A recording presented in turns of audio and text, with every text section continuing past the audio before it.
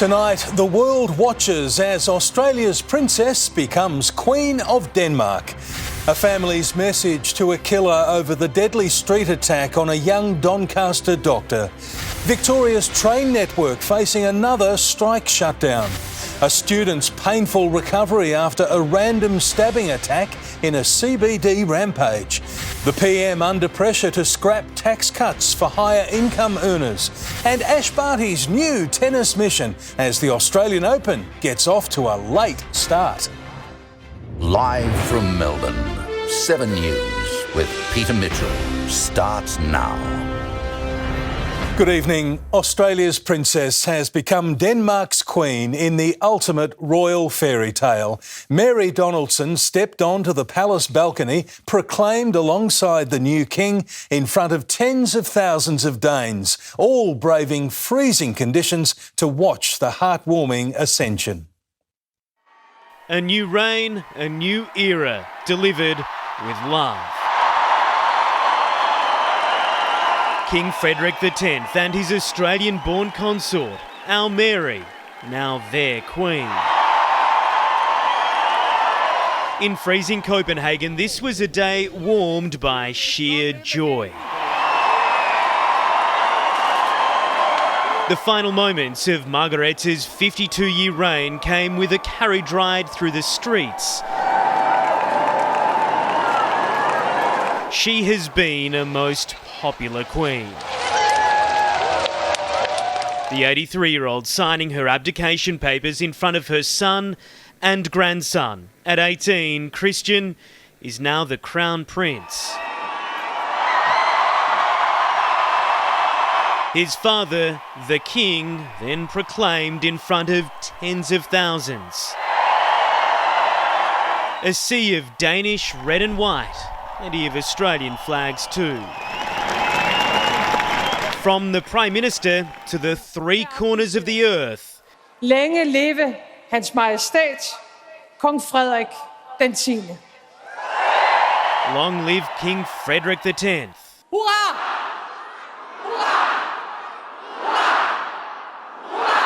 He appeared to wipe away tears, his destiny handed to him by his ageing mother.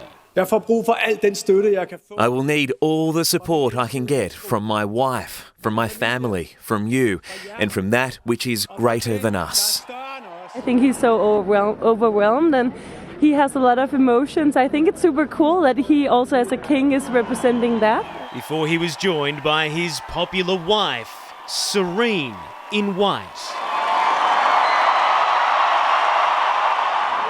The former Mary Donaldson of Hobart, now Queen of Denmark. For more than 20 years, Mary must have known this day, this moment may very well come. An Australian embraced by the Danes, who it seems will continue to cheer them on.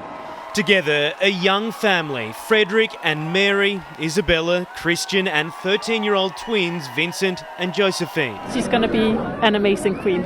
Judy and her granddaughter Ebony flew here from Brisbane just for this. I knew it was like a once-in-a-lifetime opportunity and I wanted to be a part of history and witness this great event. Now styled as Their Majesties, Frederick and Mary returned home, King and Queen, as Denmark exploded with pride,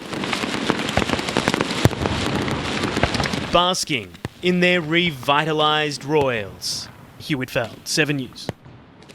And there have been celebrations across the country, including at the Sydney pub where Mary met her future king during the 2000 Olympics. In Tasmania, the birthplace of Mary Donaldson, locals painted the town red and Premier white. Of Tasmania, and I know that I speak on behalf of all Tasmanians, we could not be prouder. Sort of gives you that sense that anybody can have this sort of fairy tale. The now Queen once said she could never recall wishing to be a princess. A heartbroken family is calling for justice after the violent death of a young doctor on a Doncaster street. The 33-year-old died in an altercation with home intruders as detectives step up their hunt for the killers.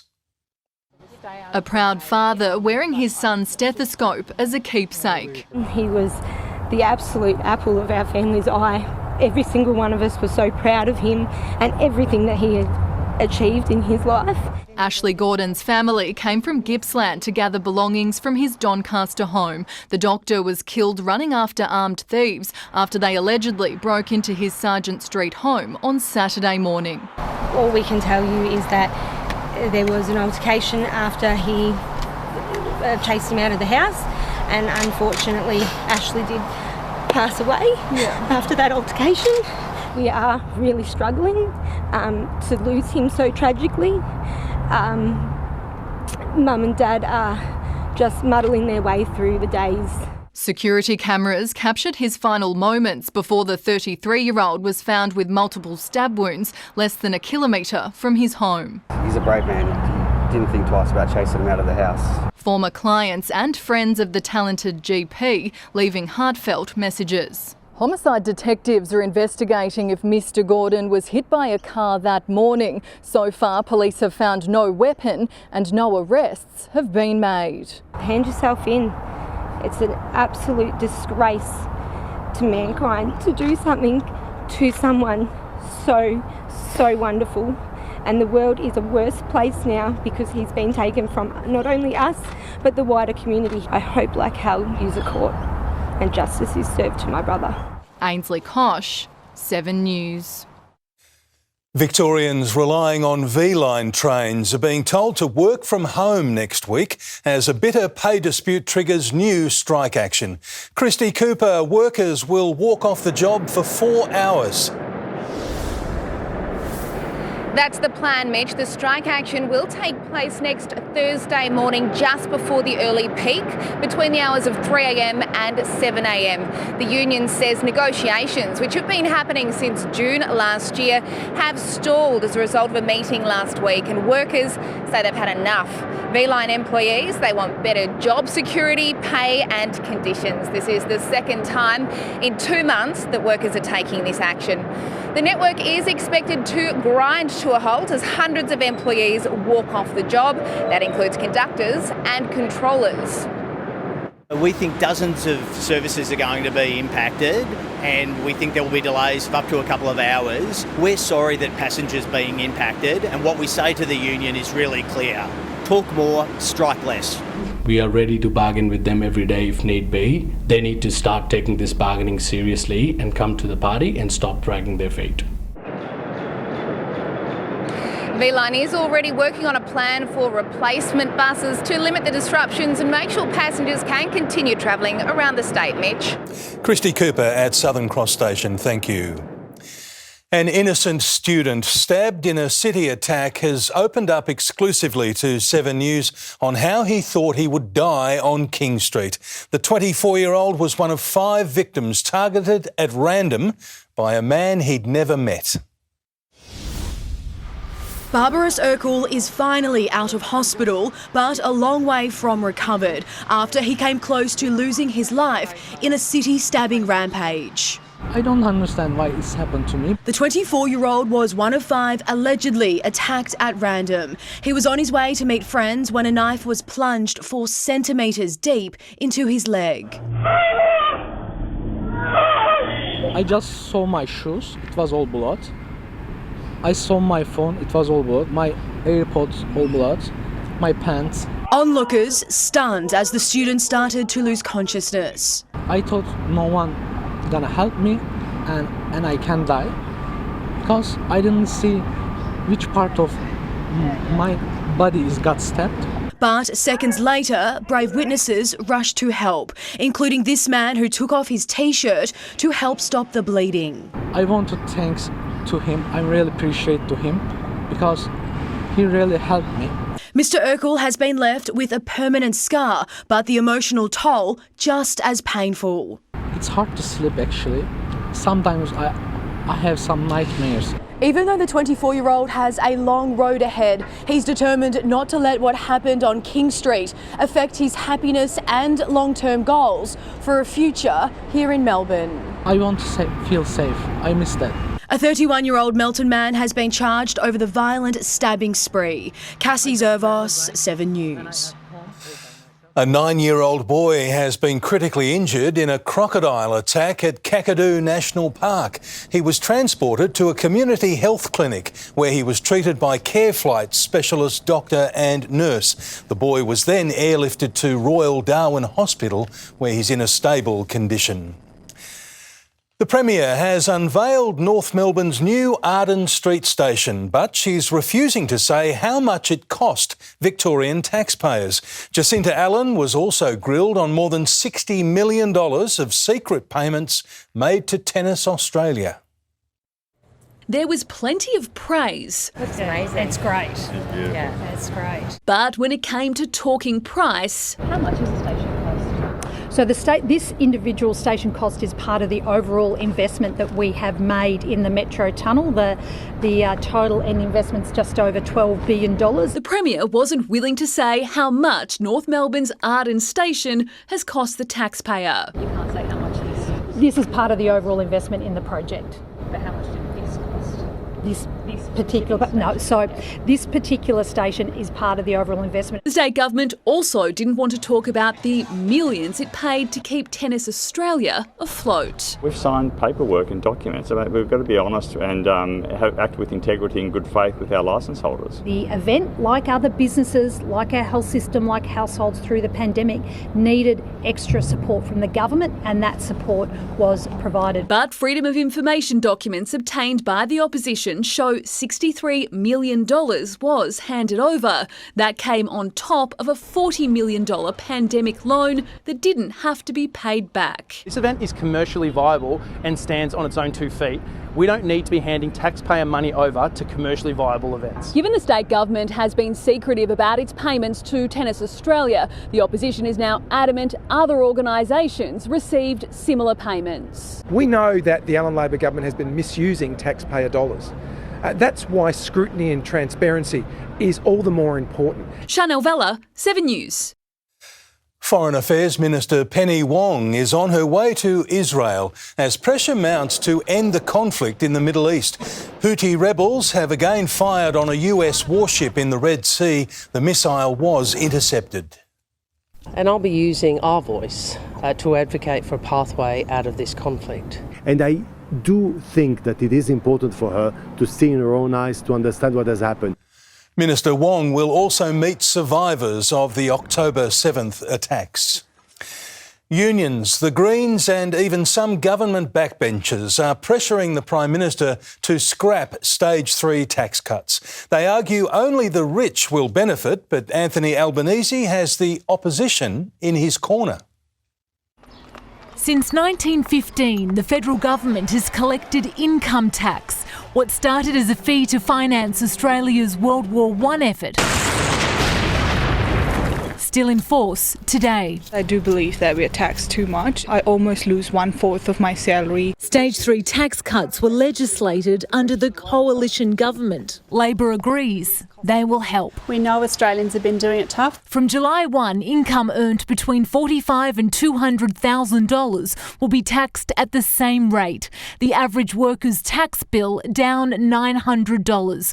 People earning $100,000 reimbursed $1,300, while high-income earners get the most back. We need support for working families, but people at the top certainly don't. The opposition says even with the changes, workers will be taxed at a higher rate than under John Howard. Rampant inflation is driving up the taxes that Australians are paying. In 2007, the median wage was $43,000, taxed at 17%. Now it's $83,000, taxed at 19%. The tax cuts will kick in around the same time some economists expect the Reserve Bank will start dropping interest rates, fueling fears inflation could stay higher for longer. They do tip $21 billion into an economy with an inflation problem. The Reserve Bank will keep an eye on that. Isabel Mullen, 7 News. The United Firefighters Union is blaming faulty equipment for hampering its efforts to fight a tobacco shop blaze. Jacqueline Stanley has the details, and Jack, the truck was only a few streets away from the Craigieburn firebombing. Mitch, so close that fireys could see the blaze over the back fence. They're blaming poor fleet management, alarmed that the closest fire truck was broken down. The union took to social media this afternoon with a video taken by one of the fireys. The footage showing the tobacco shop fire burning just a few blocks away. They say they've reported multiple faults, but were told the closest spare truck was in Warrnambool. We have the ludicrous situation, firefighters from the fire station watching a fire just a couple of streets away. Their fire truck doesn't work.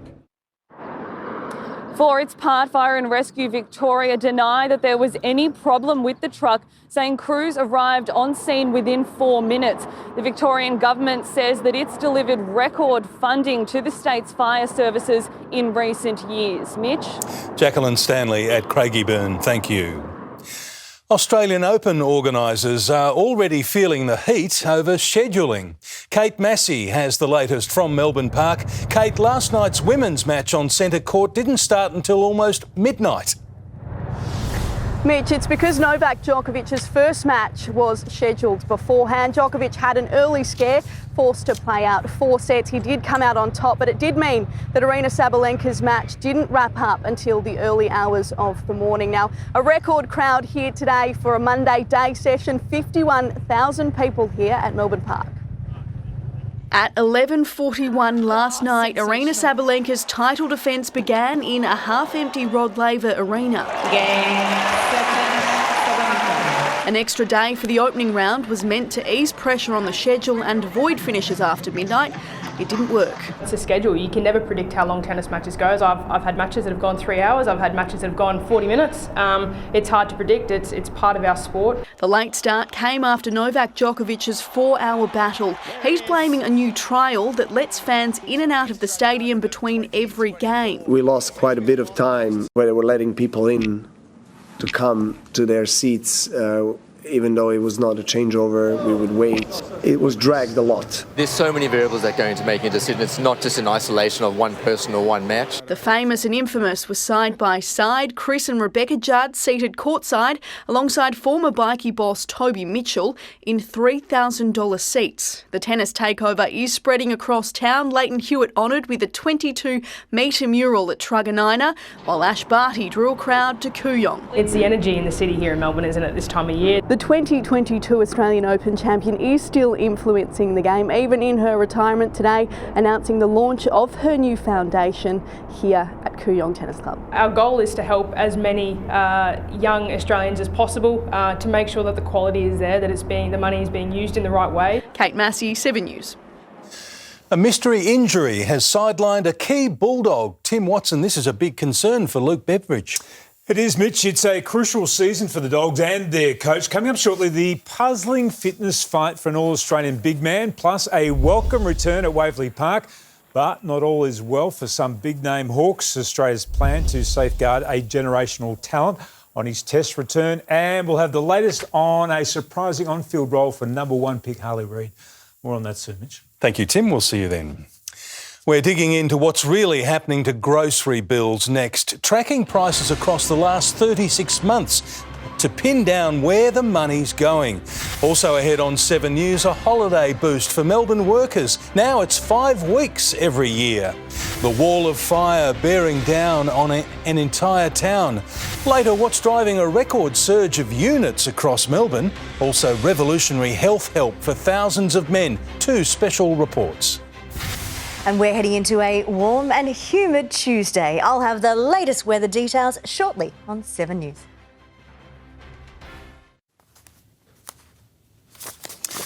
An arrest warrant has been issued for former AFL player-manager Ricky Nixon. Nixon was due to appear in court this morning on fraud charges, but failed to show and was unable to be contacted. He was charged over the alleged sale of fake commemorative footballs he said were signed by Melbourne players. Police are now searching for the 60-year-old.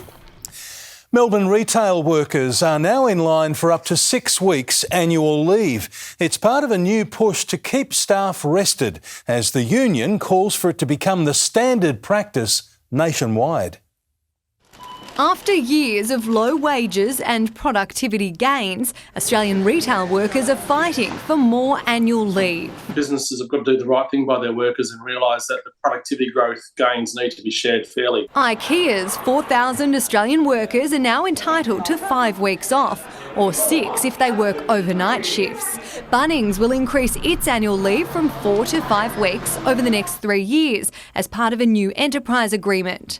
Big W and Apple workers are set to follow suit, and so is the Reject Shop. It's got multiple benefits. It's got the health and welfare benefits of actually having time off away from a high-pressured work environment that retail has become with a lot of customer abuse and violence. Companies making the change say it creates a well-rested workforce and helps attract and retain staff, but smaller businesses might not cope. Adding an extra week of, annual leave to their cost base, might be a stretch too far. So fingers crossed it does, and they can see the benefit. The Union for Retail, Warehousing and Fast Food is now working with a range of other major companies to introduce 5 weeks of annual leave, including supermarkets, Coles and Woolworths. They're going quite well, these companies, and they need to share their productivity gains with their workers. Melina Saris, 7 News. Rivers of lava are creeping towards a tiny fishing village in Iceland. The town of 4,000 spent weeks building barriers to protect themselves, only to be evacuated just in time. What happened this morning is kind of the worst case scenario that we had in our plans. It's a bit of a weird feeling to see a town being destroyed almost in slow motion. Authorities will pump the area with seawater to cool and slow the rivers of lava. Police are trying to work out how a vehicle ended up submerged in water in Sunbury. Officers were called to Jackson's Creek just before 9:45 this morning with extra help from the search and rescue crews and divers. They were on the scene for hours, attracting school holiday spectators. More than 500,000 households across the country are struggling to put food on the table as cost of living pressures peak. New research revealing some supermarket staples have almost doubled in cost in just 3 years. Monday morning at Woolworths. How much did it cost for your 2 bags of groceries? $110. Amy Farm says it only lasts her family of 4 a few days. Gone up in the last year about $100 to $200, I've noticed, a week. For most shoppers, the prices don't add up. It's a week, but it's mainly just maybe dinners and then my lunches, yes. And how much did that cost you, if you don't mind me asking? $188. About $50, just some milk, some bread, pretty basic stuff. New figures reveal the price of some pantry staples is up by 50%. Which is really significant. In real terms, about $60 or more than $60 for those items from 2021 through to now. 1 in 5 households are experiencing food insecurity. Manini extra virgin olive oil has doubled in price, now $24. McCain's mixed vegetables are $4. Red Rock Deli sea salt chips were $4.65, now more than $6. Heinz baked beans are up 80 cents in 3 years. Bioset laundry liquid has increased by $4. Inflation is the main driver when it comes to price pain at the checkout, but other factors aren't making it any better. Recent natural disasters has impacted fresh produce and businesses are facing increased shipping costs. Everybody's doing it tough. Anna McGraw, 7 News.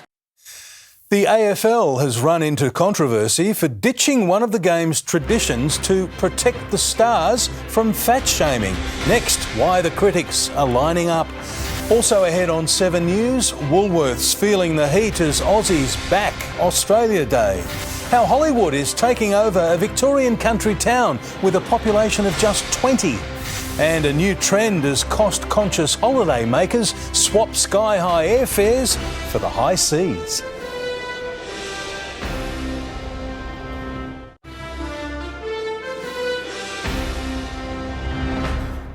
Tensions over Woolworth's decision not to sell Australia Day products have hit flashpoint, with a Brisbane store vandalised. Spray paint was used to deface windows and a lit flare was thrown through a doorway. A new poll out today revealed fewer than 1 in 5 Australians want the date changed away from January 26th. The research by the Institute of Public Affairs also revealed 9 in 10 say they're proud to be Australian. The AFL will stop publishing the weights of players in its season guide to stop them from being fat-shamed. The league says times have changed and they're doing it to help the mental health of the game's stars. It's a stat that's been published for decades in the annual season guide. For as long as there's been an AFL record, really, probably the last 50 to 100 years. But this year, player weights have been scrapped. The AFL says it's no longer appropriate. It's just a very woke thing to be doing. Athletes' height and weight is pretty important. It sparked a fierce debate among current and former players, many saying it's a crucial detail for fans. Really for maybe young kids who are coming into the game trying to aspire to be a key position player or whatever it is, to try and put on weight. Some guys look to their role models to try and be a similar type of them. So maybe that's one thing that they might fall short on. The policy change brings the men's league in line with the women's, which hasn't listed weights since its inaugural season. I feel like it should be no different for the men, like their mental health matters as much as a female's does. 2 years ago, skin fold testing for draft prospects was banned to protect players from fat shaming. We understand that young people are especially vulnerable to comparison. So on its own and without context, weight tells us very little. The AFL has hit back at the criticism, saying even if it helps 10 players, that's good enough. The numbers remain online for now, but will eventually be phased out. What's next? You're not going to record players' heights because they've got a complexion about their size. Bethan Yeoman, 7 News. Opinion polls have Donald Trump in a commanding lead a day before the Iowa caucus, where Republicans will begin the process of choosing a presidential hopeful. But an Arctic blast is threatening voter turnout. Even if you vote and then pass away, it's worth it. The higher we go, the better a signal we send in November that we're taking our country back. A wind chill of minus 42 degrees Celsius is predicted for tomorrow. A small Gippsland town with a population of just 20 is being transformed into a major Hollywood set. Megastar Liam Neeson will lead the 90-strong cast when the cameras start rolling tomorrow. This small mountainside town in Gippsland has been built into a major Hollywood set. We just rocked up and we were like, wow, it feels like we're in Nepal. Filming for Ice Road 2 starts in Walhalla tomorrow. This is personal. For the next week, the town is a Nepalese village. It's amazing for the town. He hasn't been spotted yet, but Academy Award nominee Liam Neeson will be in town. I've had a few fans send in things for Mr. Liam Neeson. We've had a heap of people on the weekend come in and get their photo taken with him and stuff, so my aim is to get a photo of Liam Neeson next to Liam Neeson. Apparently there was this guy from Star Wars. Over the past 4 years, this small tourist town has battled a bushfire, flood and suffered through the pandemic. Locals hopeful this production will bring visitors back. The state government predicting the film will create nearly 600 jobs and inject over $30 million into the economy. The final props are arriving and preparations for the stunts are underway. This set inspiring the next generation of stars. Does it make you guys want to be actresses when you grow up? Yes. Yeah. Sarah Jane Bell, 7 News. Cost-conscious holidaymakers are swapping sky-high airfares for a ticket to the high seas, with the number of tourists planning a cruise tripling. And it's millennials, not retirees, keeping the industry afloat. Queuing for the Queen Elizabeth, it's the hottest cruise ticket in town. I can't wait to get on this one. And she isn't alone. Data revealing more of us want to jump on board. 1 in 4 Australians are telling us this year is cruise year. That's 3 times as many as last year. And if you thought you had to be a retiree for a cruise to float your boat, think again. Millennials are keen for a holiday on the sea. 35% of those planning a cruise in 2024 under the age of 35. Just 18% over 65. Good fun, good experience. It's really relaxing. New Zealand is the most popular overseas destination, followed by Europe and the South Pacific. Here in Australia, North Queensland, Tasmania and Sydney top the list. I think it is an affordable holiday that people are realising, so therefore turning their attention perhaps from traditional holidays. Your accommodation's paid for, you just pay for drinks. The cruise boom adds to mounting pressure on the government to invest more in the industry, which has long called for additional ports in the city and the regions. We'd like to encourage them to move as quickly as possible on this. Grace Fitzgibbon, 7 News. There's a big change in Melbourne's property market in a sign of the times. Next, units outpacing houses in more than 100 suburbs. Also ahead on 7 News, the revolutionary treatment helping thousands of men fight back from the life-shattering side effects of prostate cancer. We get to change these men's lives. A Hollywood star's cinema surprise for her Australian fans. And coming up in sport, Sam Mitchell takes charge back at the Hawks after his New York City hospital nightmare. Melbourne's property market is undergoing major change, with unit sales outperforming houses in more than 100 suburbs. Rising interest rates and the rental crisis, both driving factors. This reservoir agent has seen the number of buyers showing an interest in units double. All right, so you've got a bedroom upstairs. We are finding that demand for units that are done, ready to go, being very high over, let's say, an older home for even a similar price point. And it's all down to one key driver: affordability. Property experts say some buyers are deliberately downsizing, while others are enticed to buy by rising rent prices. Which saw rents rise to a point where some buyers were looking out there and going, well, it's actually not that much more expensive for me to buy this property. The Real Estate Institute of Victoria says the median price for units outperformed houses in more than 100 Melbourne suburbs. In particular, Wantirna South saw an increase of 37.5%. While in Mount Martha, the average unit soared by more than $130,000, all while house prices dropped by 16%. Unit prices are thriving in Melbourne's west, while there was modest growth at the top end of the market.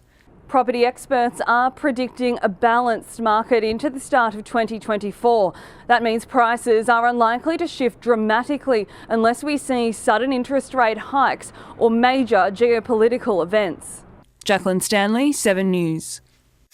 In finance news, it was a flat day for Australian shares, the ASX 200 closing down just 2 points. The energy sector performed best off the back of higher oil prices. Santos jumped after getting the green light for a major gas project off the Northern Territory. $1 Australian is buying just under 67 US cents. 2 Melbourne surgeons have developed a revolutionary treatment to help Australian men struggling with the side effects of prostate cancer. Their technique is so effective, patients are flying in from around the world. Hope for thousands of Australian men diagnosed with prostate cancer. You know if it's been successful because they come in with a big smile. And suffering the hidden trauma of its life-changing side effects. There's 70% of them or more end up with erectile dysfunction. Around 10,000 Australian men undergo radical prostate surgery every year, 2 million men worldwide. This has a significant impact on their mental state, on their mental health in terms of depression, relationship breakdown. The main solution has been surgery to implant a prosthetic pump, but a breakthrough by 2 Melbourne surgeons offers a natural alternative with a 65% success rate. The technique involves removing a nerve from the patient's leg and transplanting it into their groin. Allows nerve fibre to grow down that nerve and then into the penis. Now they're taking patients from around the world. Alan Kerr from Canada is the first. The only option really was to come here. The surgery is performed under general anaesthetic and takes around 4 hours to complete. After that, patients can expect some minor pain and discomfort for up to 6 weeks. Then it's a waiting game. It takes about 12 months prior to seeing any results. There are dozens of patients on the waiting list already this year and surgeons lining up to learn how. Our vision is that we can provide this procedure worldwide. Seem to be recovering well, recovering quick. Christy Mayer, 7 News. Moviegoers on the Gold Coast were treated to a surprise visit from actress Sydney Sweeney during a screening of her film, Anyone But You. Oh my goodness! Well, we wanted to come and surprise you guys. She was joined by fellow actor, local Joe Davidson, with the moment captured by a fan. Sweeney is currently on the Gold Coast filming Ron Howard's survival thriller, Eden.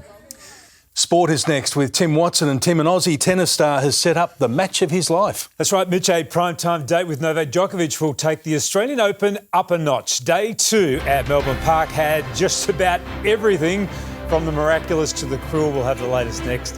Why a 24-year-old first is a must for the Blues in their premiership push. More questions than answers as a star Bulldog is sidelined, and how an Aussie star was dealt a batting order surprise.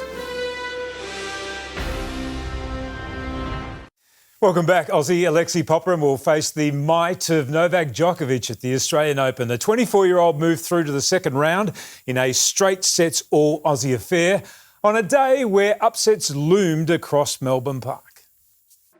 Two great mates, only one though could walk off a winner. Alexei Popyrin all business against fellow Aussie Mark Polman's booking a date with Novak Djokovic. I watched him play since I was a kid, so yeah, looking forward to going out. I last played him when I was 19. I've improved since then, and yeah, we'll see what I can bring. 5 times Melbourne's Storm Hunter has tried and failed in the first round at Melbourne Park. Not today. A selfie to go with a $180,000 payday. Some first round setbacks are easier to come back from than others. Disaster loomed for last year's finalist Stefanos Tsitsipas. First setbacks. Lucky loser Zizou Berg stunned everyone going 1 set up against the world number 7. Tsitsipas though found his groove to win through in 4. Despair for Frenchman Terence Atman as cramps crawled any chance of an upset over Daniil Medvedev. A star was born on centre court on opening night. Oh, what a way to break. 18-year-old Croatian Dino Prismic on Grand Slam debut doing the unthinkable, taking a set off Novak Djokovic. In almost 4 hours for 4 sets, it felt at some point that I was playing myself in the mirror already. An outburst towards a noisy Rod Laver Arena crowd. The Joker, though, as he often does, having the last laugh in his longest ever Grand Slam opening match. Likely not the last we'll see of this teenager. Aussie Chris O'Connell was cleaning boats in Sydney not long ago. The 29-year-old soaked up every moment of his 5-set first-round victory. Andrew McCormack, 7 News. Mystery surrounds the short-term playing future of a star Bulldog. Chief football reporter Mitch Cleary has the details. And Mitch, there's concern for the Dogs' All-Australian ruckman. Well, Tim, he's battling an undisclosed medical issue that continues to keep him away from any contact training. For the past 2 months, Tim English has been restricted to running solo laps and individual skills, dealing with an issue that is believed to be more illness-related than a specific football injury. The club hopeful he will start some contact training in the next fortnight. Ahead of a year, he becomes one of the AFL's hottest free agents that is expected to see him receive a massive offer to return home to West Coast. On-field, Marcus Bontempelli completed the full session today, but a rolled ankle for Cody Waitman, a neck issue for Aaron Norton ended their days early. At the Pies, Josh Dacos wasn't cited as he deals with a lower leg injury that has troubled him for more than a week. Key forward Brody Mychek put through his paces by fitness staff in separate running drills. And in the West, Eagles coach Adam Simpson has revealed number 1 pick Harley Reid will begin his career at half-back, a move to mirror Nick Dacos and Harry Sheezel's debut seasons. Tim? Thanks, Mitch. Still on AFL, and it's top 4 or bust for Carlton, according to former captain Mark Murphy, and he's backing the Blues to deal with the weight of expectation in 2024. Still looking the part in the famous old dark blue, the former skipper knows a thing or two about being the centre of attention. He says it's finally time for the Blues to be substance over style. They need to finish top 4. I think that gives you the best opportunity to go on and win it. And they certainly are one of those teams in the mix to go out there and win the flag. A familiar sight at the Hawks with Sam Mitchell back in the coach's box for the first time since returning home. Heard the severity of it, so it's great to see him here today. Looking forward to going up and giving him a big cuddle and seeing how he's going. But yeah, as I said, good to have him back in Australia and back around the footy club and where he belongs. A fresh injury concern for gun forward Mitch Lewis. He's dealing with an ankle issue. Will Day's on crutches following a stress fracture in his foot. Chankuth Giath is back from Doha after seeking expert medical advice on a troublesome calf. And here's a look at the future with Kai Burgoyne, son of 4-time premiership star Sean, looking right at home in Hawks colours. Theo Doropoulos, 7 News. Cameron Green was convinced he'd be opening the batting on his test return. The Aussies had their main hit out today ahead of Wednesday's first test against the West Indies in Adelaide. Green much happier that Steve Smith will be replacing David Warner at the top. I thought it was about 95% chance of opening, so that's where my head went for a couple of weeks, and always felt maybe a touch rushed at 6. I feel like number 4 is my natural game where, I can take my time and settle in. Usman Khawaja has slotted into first slip in a reshuffled catching cordon, and the Melbourne Stars are out of Big Bash finals contention after a match-short masterclass locked in a top 4 spot for the Strikers. Dallas Cowboys fans and legendary owner Jerry Jones were in disbelief as the Green Bay Packers ran riot in their NFL wildcard game. 27 points down in the first half, former Cowboys coach Jimmy Johnson pleaded with his old team to lift. You get your rear end in there and you play the way you know how to play. We can win the game. You do what you're supposed to do, we'll win this game. Should have been playing. It was too late for the Cowboys. They were eliminated. In Detroit, the Lions claimed their first playoff victory in 32 years to end the longest streak in NFL. Now, Mitch, I don't have a strong view about whether or not they publish current day players' weights, but I do have a very strong view about them publishing former players' weights. Oh, yeah, right, OK. You be on my side for that? Yes, I agree with you there, yeah, terrific. And did you have a great festive season? I did. Good to have you back, too. Thank you very much indeed, Tim.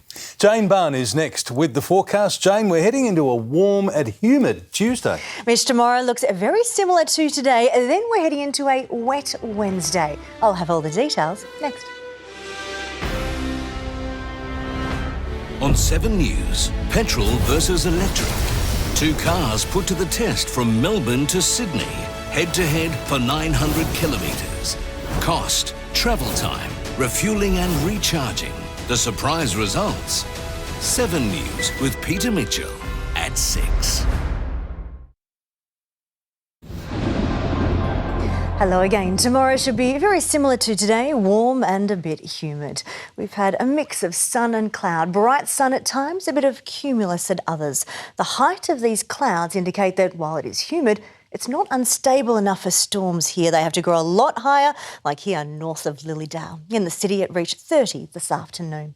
Our wind is northeasterly, increasing the humidity, bringing a warm start and a warm day. There is the odd storm near the ranges, but most of Melbourne is dry. There were storms and rain in a big area through New South Wales this morning, moving near Swan Hill, then clearing. The afternoon brought thunderstorms popping up here along the ranges and then later in the southwest, Wimmera and northern Mallee. They can bring a heavy rain, but only if you are directly underneath. Like here near Mount Bull, you can see that shaft running through there. Heavy rain and dry all around it. We're in the mid-20s to mid-30s today. High pressure is heading out to the Tasman Sea, introducing those warmer winds for us and showers for the east coast. That also pushes moist air from the incredibly warm Tasman Sea just in through here, overriding the effects of El Nino. We have a second moisture source too, the monsoon that is in full swing here up in the top. That moisture is set to feed down into a trough and set of lows. So we are set for another humid and unsettled few days. Most of this is hit and miss thunderstorms. Directly underneath, you can pick up a heavy fall. We'll also spread a band of rain through. So everyone gets a drink. 10 to 20 millimetres in the rain, up to 50 millimetres in a storm. This affects Melbourne most on Wednesday.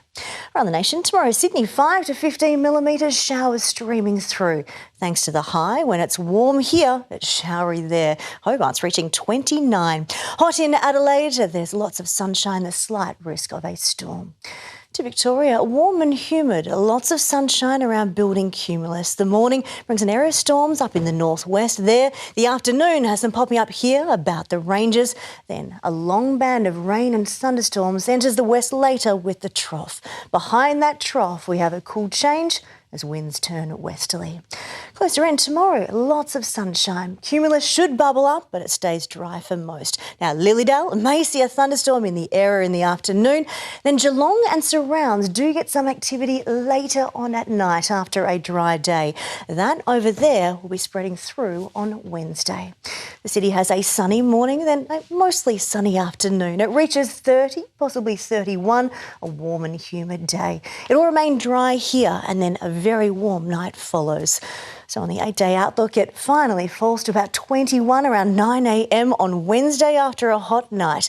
That's as the rain kicks in and it really doesn't warm any further. Expect 5 to 30 millimetres, 30 if you get a thunderstorm. Heading into Thursday and Friday, 22, the low passes by, the odd shower coming up. Saturday, Sunday and into Monday, there's bright sunshine in the afternoons and some very nice temperatures too right across the weekend. 30 tomorrow, warm and humid, lots of sunshine. Storms may hit Geelong late at night after a dry day. That's a prelude to Wednesday's action, Mitch. OK, thank you very much indeed, Jane. Now, here's what's on Sunrise in the morning.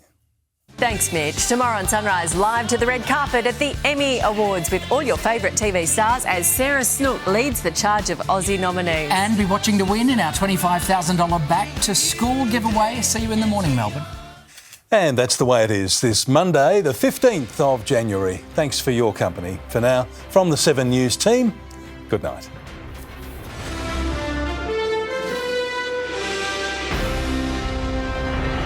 Stream 7 News anytime, live and on demand on 7plus and with 7news.com.au. You'll know the news.